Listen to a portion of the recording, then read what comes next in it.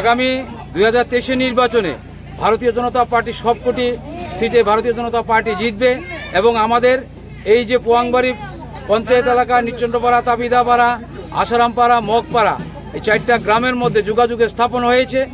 যেমন মগপাড়া দীর্ঘ পুরানো একটা রোড, এখানে একটা মগ গ্রাম আছে। সিপিএম এর 25 বছরে 35 বছরে, কংগ্রেসের 24 বছরে সে এলাকার রাস্তাঘাট ছিল না।